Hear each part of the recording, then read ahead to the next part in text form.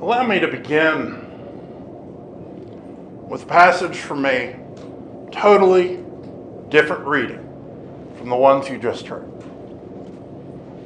It comes from the 15th chapter of Deuteronomy. Yes, not a book I often quote from. And this, of course, comes from the Message version. When you happen on someone who's in trouble or need help, or needs help among your people with whom you live in this land that God, your God, is giving you, don't look the other way, pretending you don't see him. Don't keep a tight grip on your purse. No, look at him. Open your purse, lend whatever, as much as he needs. Don't count the cost. Don't listen to that selfish voice saying, it's almost the 7th year, the year of all debts are canceled. And turn aside and leave your needy neighbor in the lurch, refusing to help him. He'll call God's attention to you and your blatant sin. Give freely and spontaneously. Don't have a stingy heart. The way you handle matters like this triggers God, your God's blessing in everything you do, all your work and ventures. There are always going to be poor and needy people among you. So I command you, always be generous, open purse and hands, give to your neighbors in trouble, your poor and hurting neighbors.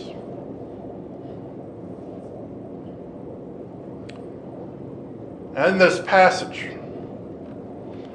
we can see that God clearly wants us to care for those who are in need. We must not turn our backs on those who are hungry. We must not give in to our selfish nature. Instead, we are to give freely and spontaneously. And I share this passage today because it is closely and directly related to the gospel reading today. And that reading comes from John's gospel and is situated on the eve of Jesus' triumphal entry into Jerusalem, which we know as Palm Sunday. 6 days before the Passover, which would also be the day of Jesus' death. Jesus was in Bethany, at the home of Lazarus, Mary, and Martha. Jesus was fed by Martha.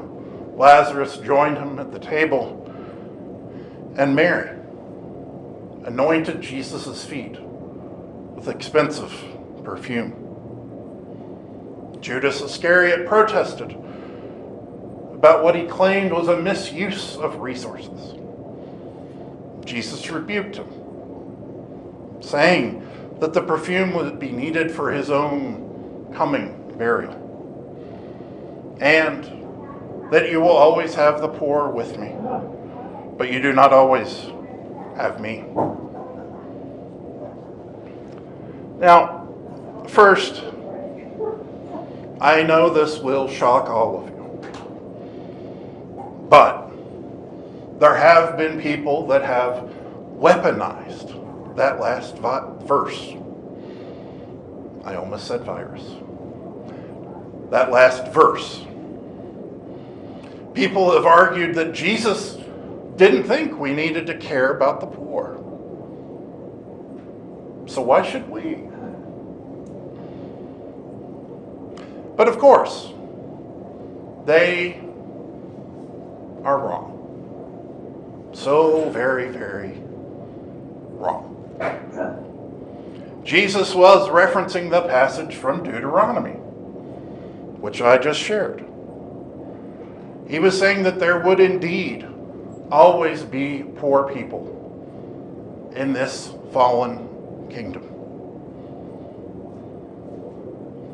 But that does not mean that we shouldn't care about them or do anything about their condition. Indeed, God was crystal clear in Deuteronomy that we must always be generous, open purse and hands, give to your neighbors in trouble, your poor and hurting neighbors. Instead, Jesus was reminding those closest to him that their time with him was growing short. He was telling them that Mary knew what she was doing. So what was Mary doing? She was giving an extraordinarily generous gift to her friend, her teacher. Mary had heard Jesus say that he would soon depart from them. And so she had gone out and spent an inconceivable amount of money to acquire a block of pure perfume. And the root of the word that is used here to describe that is the same root word for myrrh, which was used to anoint the dead. And so this was quite literally death oil.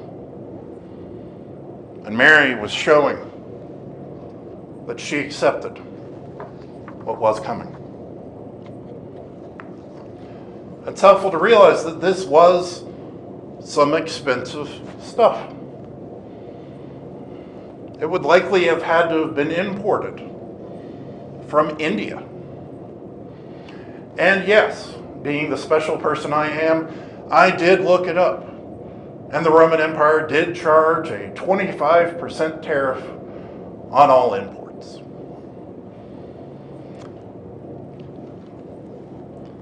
Now, Mary's action was also scandalous. She was a woman touching the feet of a man that was not her husband. This was not done. It was a very intimate act. And it's also worth noting that the words for the verb for wash and wipe are the same. And so what Mary was doing here was foreshadowing what Jesus himself would do in just a few days when he washed the feet of his disciples. Again, Mary knew what she was doing. So what about that pesky ne'er-do-well, Judas? What was his problem? Well, on the surface, calling for the proper use of resources is a good thing. We are to be good stewards of what we have been blessed with. That is all true. However, our text shines light on a deeper truth. Judas was the treasurer of the group, and he had a tendency to steal, or as we would say these days, embezzle from the funds. So he didn't care about the suffering of the poor. Instead, he simply wanted some of that money that had been used to buy that perfume. As one commentator put it, he didn't actually care about the poor. He was simply being anti-Mary. Mary was demonstrating radical love, service, and devotion, while Judas was self-interested, greedy, and filled with doubts.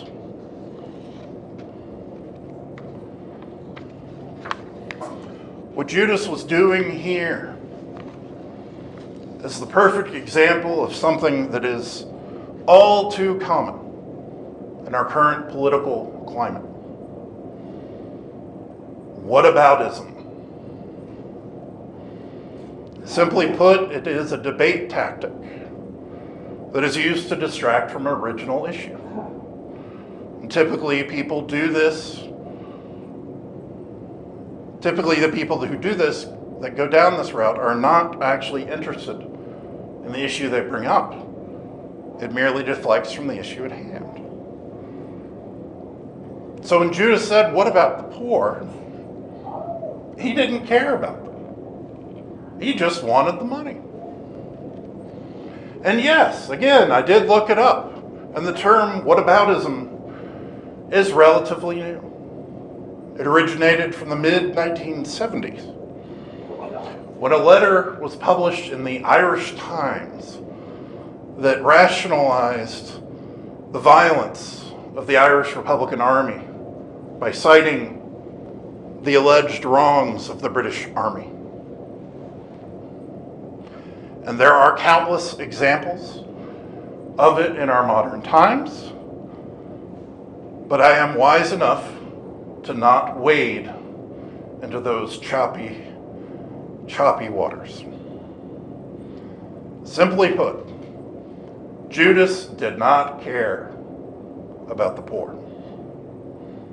And that was a key part of the problem here. Today we are being told that we must share what we have. We must not be stingy with our hearts or our wallets. We must remain open to what God is doing in new and surprising ways. We must keep our eyes and our hearts focused on that which is true and lasting. God and God's Son. We're to follow the examples of Mary and Martha and serve others with love and generosity. We are to respond to those in need with compassion, not malice or indifference. And we are to accept generous gifts with graciousness. And so, as we approach the coming of Holy Week, let us remember the examples of those who have come before us, like Mary and Martha, and strive to keep our eyes and our hearts on Christ,